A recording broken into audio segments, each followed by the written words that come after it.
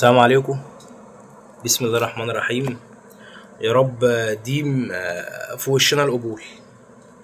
كلمة واحدة بس ومش عايز غيرها.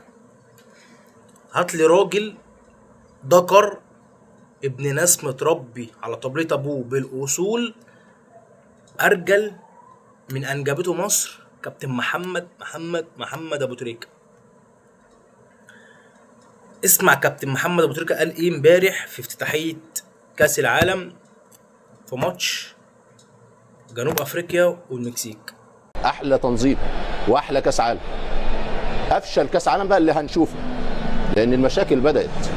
المشاكل من عدم حضور حكام، مشاكل ملاعب، مشاكل طقس، مشاكل تنظيم.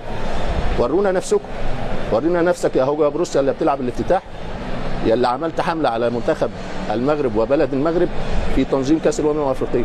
ما شفناش حد بيتكلم رغم المشاكل الموجوده ورغم التاشيرات والتذاكر و فعاوزين بقى نشوف الاخ انفنتينو اللي قعد 80 دقيقه امبارح في المؤتمر الصحفي بيدافع على الغلط.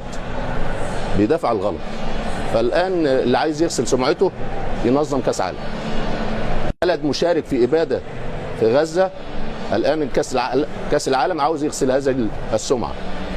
بلد عمل حرب على بلد اخر وجاي يغسل سمعته في كاس العالم. بلد خد رئيس دوله اخرى من بيته عشان يغسل كاس عالم ويقول لك احنا سمعتنا واحنا الديمقراطيه فبعد مونديال قطر فنيا مفيش حاجه كاس العالم، وتنظيميا ده بالنسبه لي احلى كاس عالم اتعمل. فنيا هنشوف مشاكل، وتنظيميا المشاكل بدات قبل ما كاس العالم افتتح. شكرا لكابتن محمد ابو تريكة. خلينا نكون متفقين ان مفيش حد مصري عربي خالص هيبقى عنده ذرة شك من ناحية حبه لكابتن محمد ابو تريكة الا الناس معينة واحنا عارفينهم حابين يسوقوا ويشوهوا صورة كابتن محمد ابو تريكة. كابتن محمد ابو تريكة اتكلم امبارح في كلمتين، يعني سبحان الراجل الوحيد اللي فعلا انا بتعلم منه من ناحيه اخواتنا في غزه وفلسطين. ان انا مهما عدت عليهم السنين انا مش هنسى اللي حصل فيهم، سواء كنت صغير او الفتره اللي فاتت دي اللي احنا كلنا عشناها من سنه وسنتين ولغايه دلوقتي. طول عمري بتعلم من كابتن محمد ابو تريكة معنى الوفاء والانتماء للرموز العربيه واخواتنا المسلمين واخواتنا في الله. ربنا يثبت اقدامهم في الاراضي المقدسه، اللهم امين. في غزه وفلسطين.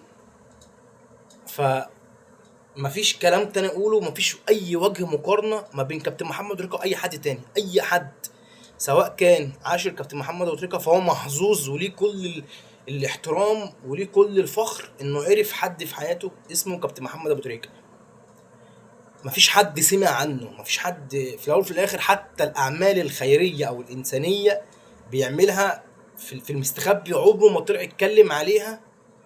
وكل اللي يتكلموا عنه كان اصحابه في المنتخب او في النادي او في المنطقه او معاشرينه عشره حتى سطحيه بيطلعوا يتكلموا عليه في كل خير. الفيديو ده عامله ليه؟ الفيديو ده عشان اسمعك ان راجل مش عايش في مصر، عايش بره مصر في دولة قطر، مبطل كورة بقاله سنين. الأضواء والشهرة مش هو أصلا في الأول وفي الآخر هو ما بيحبش الأضواء والشهرة في الأول وفي الآخر. بس الراجل ده بيطلع يقول كلمة الحق. كلمة الحق دي اللي في ناس كتير قوي ما تعرفش عنها حاجة وما تعرفش تقولها لمجرد إن هم هايبين وخايفين من ناس تانية.